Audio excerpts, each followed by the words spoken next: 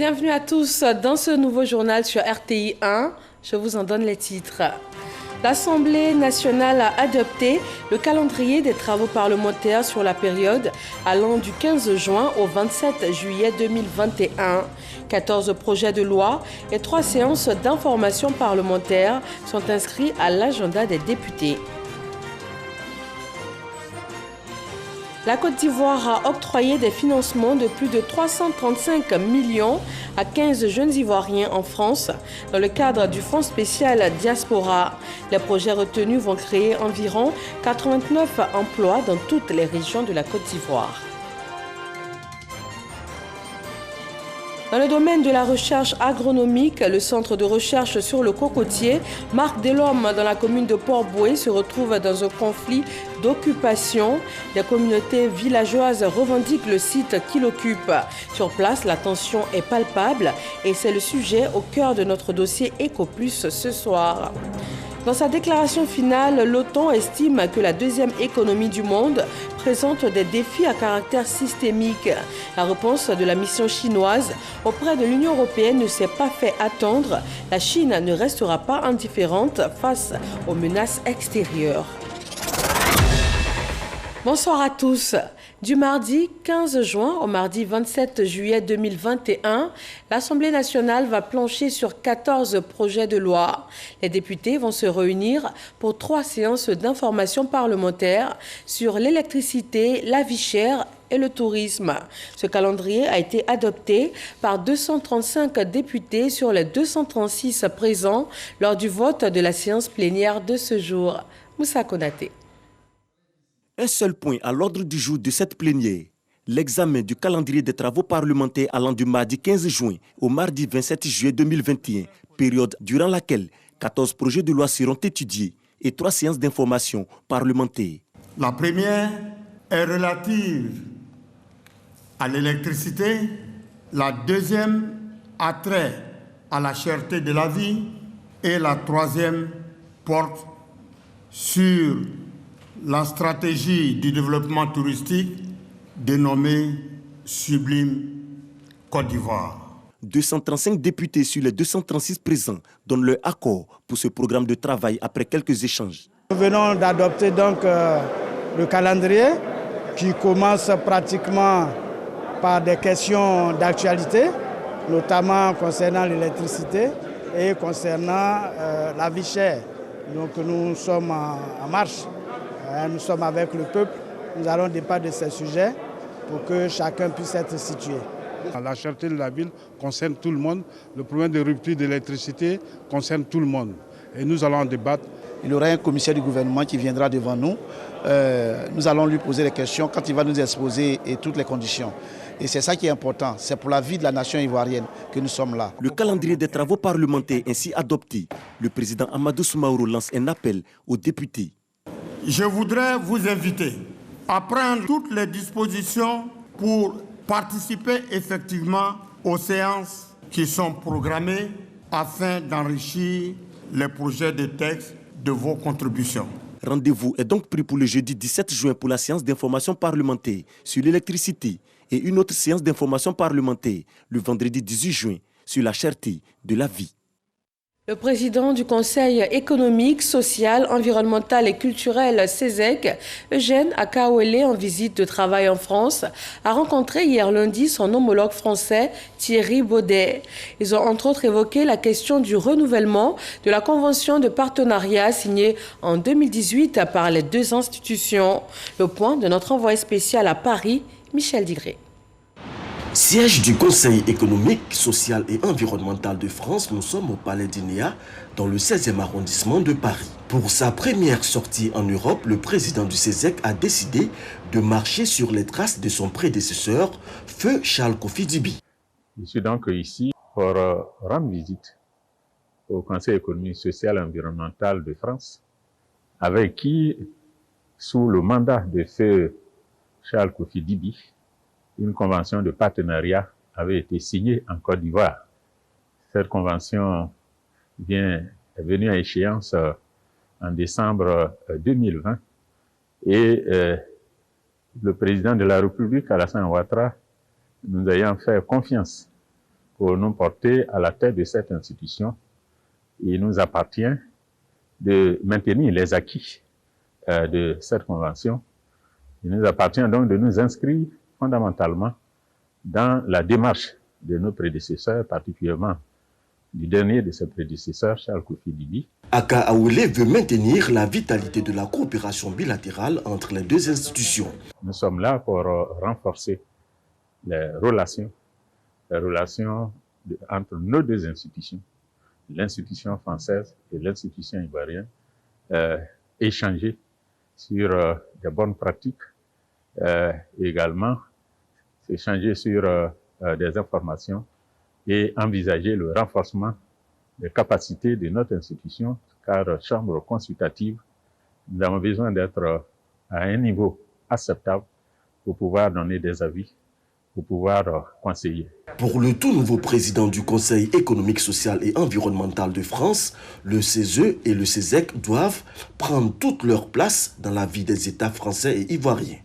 Nous pensons que nos conseils peuvent utilement contribuer à des décisions publiques éclairées et apaisées, ce qui est très important dans un monde qui très souvent est marqué par des fractures et parfois par des excès ou des accès de violence. Eugène Akaolé, par ailleurs président de l'Association internationale des conseils économiques et sociaux, entend également s'impliquer dans le rayonnement de cette fêtière, ainsi que celle regroupant les États francophones où il occupe le poste de vice-président.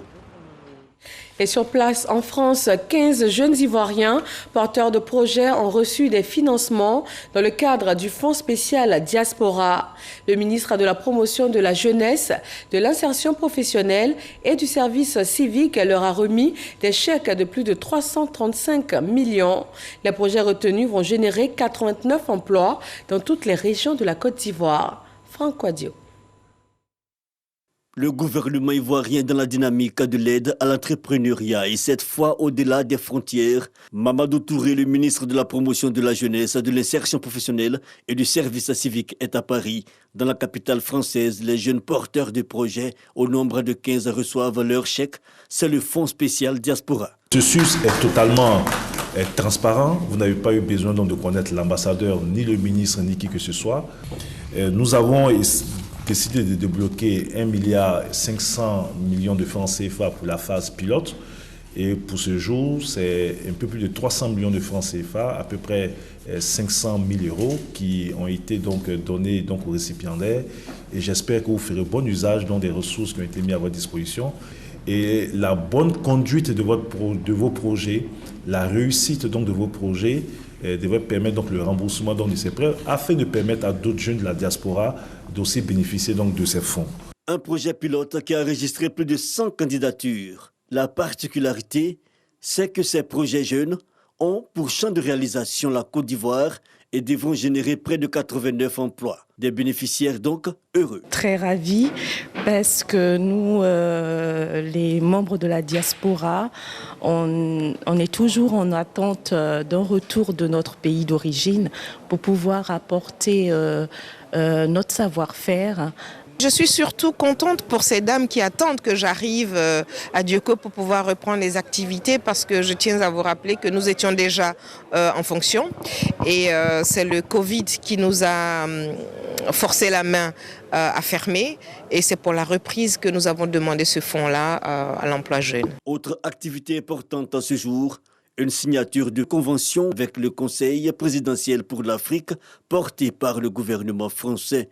Un partenariat jugé stratégique. Avec donc ce partenariat, toute l'expertise ici donc sera mobilisée pour aider tous ces jeunes de la diaspora qui veulent donc investir dans leur pays.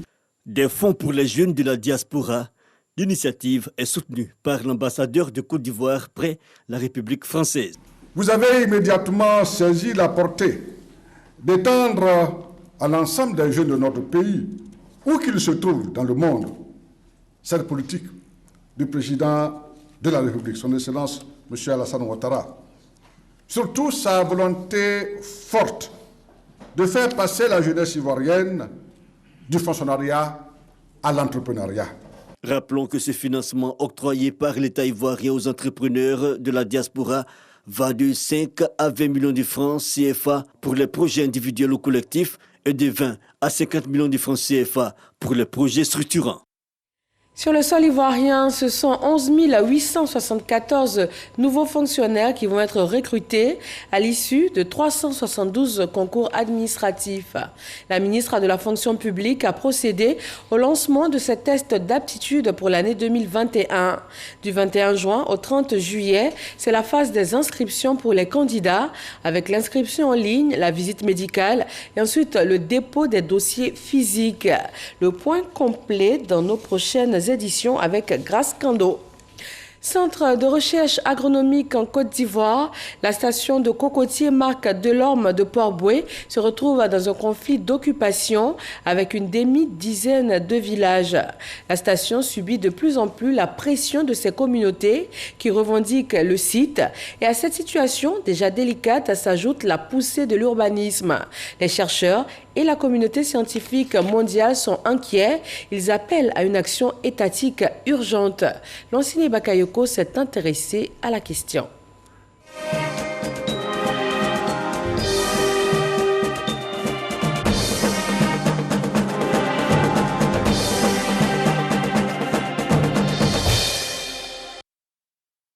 Ici, Marc Delorme de Port-Bouët, la station agronomique spécialisée dans la recherche sur le cocotier. Un espace de 788 hectares qui abrite toutes les collections de cocotiers du monde, aujourd'hui objet de litige entre l'unité de recherche d'une part et les villages de Brebo, Anani, Abouabou, Petit Bassam et surtout Mafible 2 d'autre part. Cet après-midi, nous sommes à Mafible 2, fait de lance de la reconquête des terres perdues. Nous considérons que toute la zone appartient à nos parents qui sont installés ici bien avant, parce que le village même existe dans le répertoire des villages, je pense depuis 1954. Le village de Mafible existe.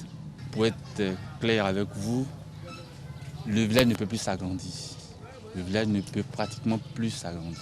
À Mafible 2, les premiers affrontements ont éclaté en 2009. Fait déclencheur, une parcelle abattue par la station de recherche pour des besoins de replantation. Une parcelle que les villageois voulaient récupérer. Nous revendiquons les terres que Senra est dessus. Parce que c'est pour nous. C'est pour nos parents. Mais à mon âge là, j'ai 63 ans. Je suis né ici. Et puis Senra qui est venu en 1966, c'est lui qui va gagner terre. Non, je ne comprends pas. Le contrat de cession accordé le 22 mai 1967 à la station Marc Delorme, désormais entité du Centre national de recherche agronomique CNRA, se trouve ainsi remis en cause par la chefferie de Mafible 2 et les autres villages. La station de recherche soutient que les villageois ont été dédommagés depuis les années 1980 par l'État de Côte d'Ivoire. Son directeur, Thierry Lekadou, organise la résistance. Ces 5 villages ébriés là revendiquent ces terres, ce qui n'est pas possible. Parce que nous abritons ici la collection internationale pour le cocotier. Ce patrimoine n'appartient plus au seul État de Côte d'Ivoire ou au seul CNRA. Il appartient désormais à tout le monde entier. Et il n'est pas question, il n'est pas possible qu'on puisse venir dégager tout de suite les cocotiers pour construire des maisons. Parce que chaque cocotier ici a son identité. Et avant de détruire le site, il faut le reproduire à l'identique sur un autre site. Des agressions perpétrées par les villageois, mais aussi par des promoteurs immobiliers. Face à la menace devenue pesante, l'institution cherche des soutiens politiques et diplomatiques. Depuis 1999, le site est érigé au statut de patrimoine mondial par la FAO et Biodiversité internationale. Statut renouvelé en 2007. Mi-mai, l'ambassadeur de France invité sur le site reçoit une double sollicitation. Avis favorable pour la construction d'une clôture, mais objection pour une intervention directe dans le litige. Bon, je me suis rendu compte de l'importance de ce site, du fait que ce site était unique à l'échelle de la planète, qui rassemble toutes les espèces de cocotiers. Maintenant, c'est une affaire des autorités ivoiriennes des autorités nationales, des autorités municipales, de la justice. Des réticences qui en rajoutent aux inquiétudes des chercheurs. Nous sommes perturbés par la présence des prestataires de promotion immobilière parce que nous devons laisser le travail et aller les chasser à chaque fois dans les parcelles. Voilà. Donc c'est au quotidien que nous vivons cela et cela a un effet néfaste sur notre rendement en tant que chercheur. En 2017, une mission gouvernementale a effectué des visites de terrain. Il est envisagé de transférer le site et donc de céder le site à des acquéreurs privés au motif de l'urbanisation du Grand Abidjan. Une solution difficile à avaler. On sait que c'est un site menacé, on sait que c'est un capital, pour le pays, mais pas seulement pour le pays, pour tous les personnes qui travaillent sur le cocotier. Donc c'est une collection unique. Devant les populations villageoises de Brebo, Anani, Abouabou et Mafiblé qui refusent de renoncer aux velléités d'annexion du site, le Centre national de recherche agronomique, quant à lui, regarde avec insistance du côté du gouvernement. C'est une question de souveraineté. L'État de Côte d'Ivoire reconnaît l'importance de la recherche scientifique. Peut-être que les gens n'ont pas été bien informés à un moment donné de l'importance de ces sites, ou bien ils ont été induits en erreur par rapport à la manière dont les dossiers ont été montés. Donc ils ont dû prendre des décisions, mais aujourd'hui ils se rendent compte que non, c'était pas, c'est tellement important que on peut revenir des fois sur des décisions qu'on a prises avant. Cette tentative d'annexion du CNRA n'est pas un cas isolé. D'autres sites, comme ceux de l'ANADER et de l'École nationale d'agriculture de Bingerville, sont aussi dans la même situation. Collection unique de tous les types de cocotiers au monde, mais un site menacé. La recherche de solutions est en cours. C'est un dossier Ecopus signé Lanciné Bakayoko. Démarré le 3 juin dernier, la quinzaine nationale de l'environnement se poursuit et cela jusqu'au 17 juin prochain. Dans cette période, des journées portes ouvertes sont initiées sur 2 jours à la Bibliothèque nationale de Côte d'Ivoire. Grâce Kando. Face à des interlocuteurs intéressés, ces différents responsables des stands de l'Office ivoirien des parcs et réserves et de l'Agence nationale de l'environnement expliquent les missions de leur structure à un public composé essentiellement de jeunes. Étant étudiante, ce passage me permet vraiment de faire beaucoup de recherches sur l'environnement. Je retiens également que plusieurs activités aujourd'hui sont menées pour vraiment protéger l'environnement. Ça m'a permis de comprendre qu'ils ont des stations qui sont dans des endroits qui mesurent un peu les différents niveaux de pollution et la qualité de l'air. Des visiteurs conquis, nous sommes aux journées portes ouvertes du ministère de l'Environnement et du Développement durable. Le choisi, la Bibliothèque nationale et des exposants venus des différents démembrements de la tutelle. L'Office ivoirien des parcs et réserves, c'est la structure qui est en charge de la gestion des parcs nationaux et réserves de Côte d'Ivoire qui sont au nombre de 16. Et il faut également signaler que c'est les véritables sanctuaires de la biodiversité. Donc c'est une opportunité de présenter ces réseaux-là. L'Agence nationale de l'environnement, c'est le guichet unique. C'est-à-dire que lorsque un promoteur veut installer donc, n'est-ce pas, une unité, ce promoteur doit nécessairement prendre en compte les questions environnementales et sociales dans la réalisation, donc, n'est-ce pas, de ce projet. Pour le ministre Jean-Luc Assis, ces journées s'inscrivent dans le cadre de la quinzaine nationale de l'environnement et constituent une aubaine pour tous. Nous avons 17 parcs et réserves en Côte d'Ivoire et lorsque vous rentrez dans ces parcs, c'est vraiment des forêts qui sont très denses où il y a toutes les espèces qui sont protégées donc, dans ces parcs-là. Nous invitons donc la population à venir découvrir ce que c'est que protéger donc l'environnement. Il faut que la population vienne s'enquérir donc pour savoir un peu qu'est-ce qu'on peut faire donc, pour atténuer les pollutions qui sont dues certainement au changement climatique. Cette activité est couplée à des échanges autour de plusieurs thèmes et illustrée par des panels et des conférences. Dans l'actualité sanitaire, quel est le point de la maladie à coronavirus en Côte d'Ivoire pour ce mardi 15 juin? Voyons ensemble les chiffres.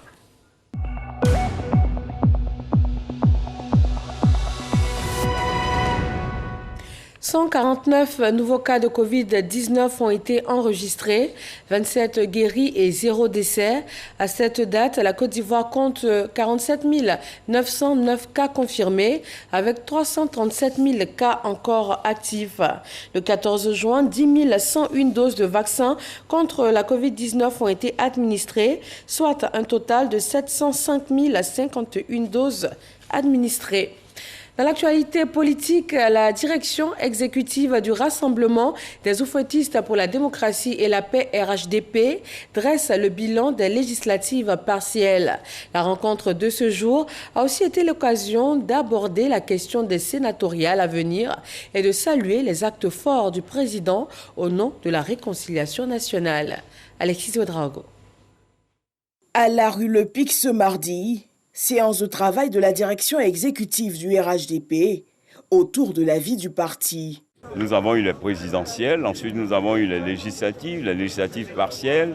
Il était bon d'en faire un bilan et qu'à partir de ce bilan, de l'état des lieux, que nous puissions maintenant nous projeter pour renforcer l'implantation du parti, mais surtout nous mettre en ordre de bataille pour les défis à venir. Nous avons apporté notre soutien au gouvernement relativement aux derniers événements dans le Nord, à Téhéni, Kafolo, et dire que nous apportons notre soutien à l'armée de Côte d'Ivoire, au ministre d'État, ministre de la Défense. Autre point évoqué, celui du retour de l'ex-président Laurent Gbagbo, un axe qui se veut pour le parti l'écho de l'engagement du chef de l'État à réconcilier les Ivoiriens. Nous avons félicité notre président, le président Alassane Ouattara, qui, dans sa dynamique de rassembler tous les Ivoiriens autour d'un idéal, a permis donc le retour de certains exilés, de certaines personnalités politiques, le retour aussi de Gbagbo. Donc je crois qu'aujourd'hui, s'il y a quelqu'un à fêter, c'est bien le président Alassane Ouattara. Pour nous, tout ce que nous demandons, tout ce que nous recherchons, c'est que les fils et les filles de Côte d'Ivoire comprennent que le plus important, c'est que nous soyons ensemble. Les actes posés par le président Alassane Ouattara, c'est des actes qui profitent à la Côte d'Ivoire. Et ce qui nous unit, c'est la Côte d'Ivoire. Le 8 juillet prochain marque les 1 an du rappel à Dieu de l'ancien Premier ministre Amadou Gon Coulibaly. Le parti entend organiser une cérémonie en sa mémoire. Le village de Tougousso, dans le département de Gbélékban, a désormais son propre centre de santé. L'infrastructure sanitaire a été financée par la fondation Petrosi, qui a également offert aux habitants du village de Tiesserela, dans le nord de la Côte d'Ivoire, une infrastructure d'hydraulique villageoise améliorée, cela pour un coût de 65 millions de nos francs. FBoué. Tougousso est un village de près de 2000 âmes situé dans le département de Gbélékban. Pour se soigner, les populations sont confrontées à bien d'ennuis. Si un enfant est tombé la malade, il faut que nous on prenne ça, d'envoyer ça au Guinée, d'aller soigner là-bas. Jusqu'à Guinée. Si on peut prendre sous la moto, on prend sous la moto. Habituellement, quand on accouche, c'est difficile, on se débrouille pour accoucher à la maison avec nos mamans. Bientôt, tous ces tracas feront partie du passé. Les populations pourront bénéficier des soins de santé sur place avec ce dispensaire flamand neuf. Un don de la Fondation Petrosi avec l'appui du Conseil régional du Kabadougou et de la mairie de Gbélékban. Je suis soulagée parce que vraiment le jour que j'ai mis les pieds à Tougousso, les parents étaient vraiment fatigués. Et c'était la désolation, il fallait les soulager. Et vraiment, M. Diaby est sur les traces du président de la République. Je remercie vraiment mon frère Diaby. Cette infrastructure modeste était attendue depuis longtemps. Donc Petrosi est très heureuse d'avoir pu contribuer.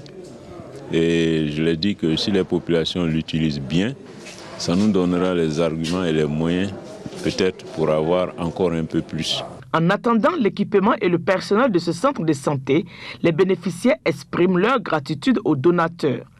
Après Tougousso, c'est au tour de Tiesserela de dire merci à la Fondation Petrosi.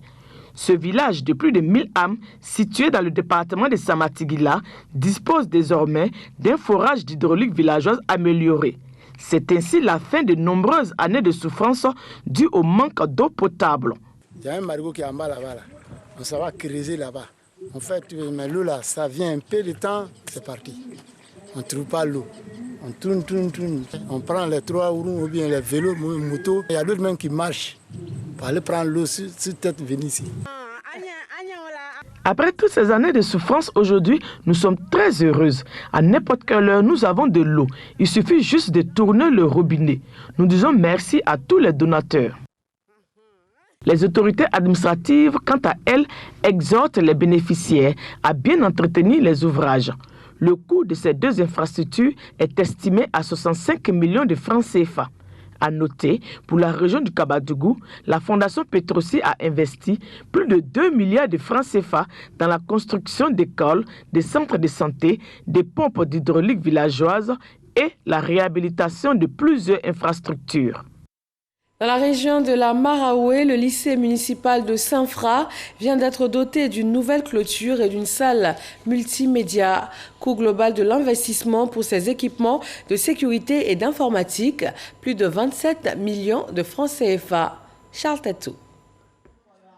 Le lycée municipal de Saint-Fra se veut un établissement secondaire d'excellence à l'image de certains lycées comme le lycée Sainte-Marie de Cocody et le lycée Mami Adjoua de Yamoussoukro. Ici, la rigueur reste la marque déposée. Cette rigueur ne pouvait réussir sans un minimum d'équipement sécuritaire, tel une clôture. La réalisation de la clôture vient donc de mettre fin au passage des riverains et aux divagations d'animaux domestiques dans la cour de l'école, rendant encore plus beau l'établissement. Mais pour compléter cette beauté qui donnera aux élèves le goût du travail et de l'excellence, les responsables de l'établissement ont pu réaliser une salle multimédia. L'épouse du ministre de la promotion de la bonne gouvernance, du renforcement des capacités et de la lutte contre la corruption et les responsables de l'éducation nationale de la localité ont inauguré ces équipements de sécurité et d'informatique rendus possibles grâce au programme social du gouvernement et à un don spécial du chef de l'État aux enseignants du dit établissement. Chers élèves, c'est une grâce, c'est une bénédiction d'avoir des autorités qui se soucient de l'amélioration de votre éducation. Chers enfants, je vous invite à prendre conscience et à vous approprier tous les instruments mis à votre disposition. Lors de la visite d'État du président de la République à Saint-Fra ici, il nous avait octroyé une somme de 3 millions. Et ces 3 millions-là, au lieu que nous les partageons entre les personnels, nous avons voulu poser un axe qui va profiter à tous les personnels. Et donc nous avons eu des appuis qui nous ont permis avec ces 3 millions-là de réaliser cette salle multimédia aujourd'hui. Nous n'avons que 6 ordinateurs pour le moment, donc nous lançons encore un appel. Le lycée municipal de Saint-Fra compte 31 salles de classe pour plus de 4000 élèves. Ils sont au nombre de 25, ces agents de l'inspection générale d'État qui ont été honorés par la nation. La grande chancellerie les a élevés dans l'ordre national et dans l'ordre du mérite ivoirien. Laure Goretti et Alexis Ouedraogo. Ils sont élevés dans l'ordre national, officiers, chevaliers. Au nom du président de la République et en vertu des pouvoirs qui nous sont conférés, nous vous faisons chevalier de l'ordre national. Et dans l'ordre du mérite ivoirien. Ces personnalités de l'inspection générale d'État distinguées ce jour totalisent au moins 15 années d'expérience de qualité au service de l'État. C'est une invitation à redoubler d'efforts et à faire plus, parce que dorénavant nous sommes des modèles et nous devons faire plus que par le passé pour que les autres générations puissent voir en nous des modèles à copier. Je voudrais donc aussi, par mes mots, inciter chacun d'entre nous à travailler d'arrache-pied pour son pays, la Côte d'Ivoire, pour notre pays à tous, la Côte d'Ivoire. Quand on est reconnu par la nation, on est distingué, on est vu et désormais notre travail doit refléter les médailles que nous avons là arborées. Des modèles qui inspirent et encouragent surtout les jeunes générations. Cette cérémonie de distinction reste, selon l'inspecteur général d'État Théophile Awandoli, une célébration de l'excellence. Quand les gens font des mauvaises choses, il faut les sanctionner. Quand les gens travaillent mal, il faut les sanctionner. Mais quand ils travaillent bien, il faut aussi les honorer. Il faut les remercier. C'est aussi un encouragement au travail. Et vous voyez que ceux qui ont été décorés, il y a certains qui sont en inspection générale depuis une quarantaine d'années, 40 ans, qui sont à la limite de la retraite. Ceux-là, je crois que l'acte que le président de la République nous a permis de poser est un acte fort pour eux. L'Ordre national de la République de Côte d'Ivoire reste la distinction honorifique la plus élevée de l'État. Elle est destinée à récompenser le mérite personnel et les services rendus à la nation. Sur la scène internationale, le président américain Joe Biden a profité de sa participation au sommet de l'OTAN pour appeler le président russe à cesser ses provocations à l'égard des États-Unis et de leurs alliés. Dans sa déclaration finale, l'OTAN estime que la deuxième économie du monde présente des défis à caractère systémique et la mission chinoise auprès de l'Union européenne n'a pas tardé à répondre. La Chine ne restera pas indifférente face aux menaces extérieure. Après ce journal, retrouvez le débat. Christelle Meledge et ses invités vont débattre de l'impact des fake news sur le plateau des représentants de la Fédération des consommateurs actifs de Côte d'Ivoire, du ministère de la Justice et aussi du ministère de l'Intérieur. Et puis Marine Cognan vous donne rendez-vous à 23 h pour un nouveau journal sur RTI 1. Prenez soin de vous. Bonsoir.